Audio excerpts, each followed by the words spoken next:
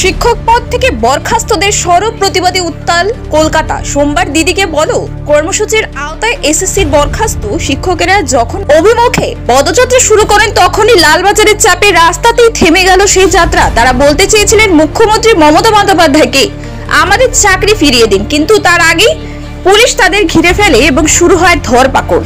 দাবি কোনো আগাম সতর্ক বার্তা ছাড়াই পুলিশ জোর করে হেনস্থা করে মহিলা পুরুষ নির্বিশেষে। দুপুরের পর থেকে Dharmatala, SN Banerjee road, Mayo road সহ বিভিন্ন এলাকায় ছিল ব্যাপক পুলিশি মোতায়েন। শিক্ষক আন্দোলনকারীদের মুখ থেকে উঠে আসে চাকরি ফিরিয়ে না দিলে আমরা নবান্ন ঘেরাও করব।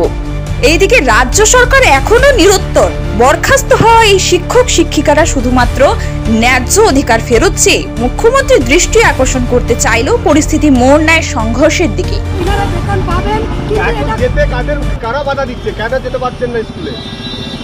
জানি না, মুখ্যমন্ত্রী যেখানে বারবার সাংবাদিক বৈঠক করে বলছে যে সমস্ত শিক্ষক শিক্ষিকা স্কুলে যাচ্ছে এবং বেতন পাচ্ছে 31 ডিসেম্বর অবধি, সেইটা আমরা পাচ্ছি না 1803 জন। এই সংখ্যাটা, এই বার্তাটাই আমরা মুখ্যমন্ত্রীর কাছে জানাতে চাই, কিন্তু মুখ্যমন্ত্রীর সঙ্গে দেখা করতে চাই। তাই জন্য আমরা কালীঘাটে গিয়েছিলাম এই রবিবার, কিন্তু উনি দেখা করেননি আমাদের সাথে। আমরা শুধু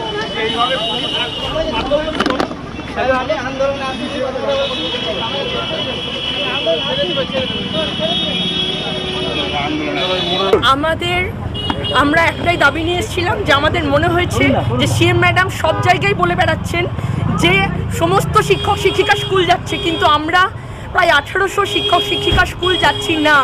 কেন যাচ্ছি না সেইটা আমরা জানতে এসেছি, বা ম্যাডাম যদি জানেন না তাহলে সেটা তাকে জানাতে এসেছি যে আমরা স্কুল যাচ্ছি, যেতে পারছি না, আমাদেরকে যেতে দেওয়া হচ্ছে না। আমাদেরকে ডিআই অফিস থেকে নাম পাঠানো হয়নি। আমাদের যে ওএমআর ইস্যু সেটা কিন্তু প্রমাণিত নয়।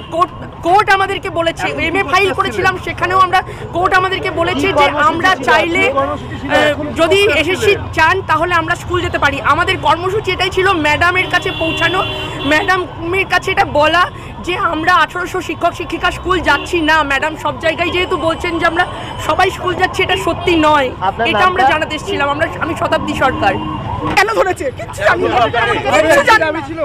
আমাদের শুধু দিদির কাছে বার্তা পৌঁছতে এসেছি, আমাদের কোনো দাবি নেই। আমি এখানেই ছিলাম, আমাদের একটাই বার্তা, আমরা স্কুলে যেতে পারছি না। কেন দিদিকে এটা জানালেন? দিদি জানেন না, আমরা জানি যে দিদি জানেন না। নতুন আপডেট পেতে সাবস্ক্রাইব করুন নিউজ আপ ডেইলি।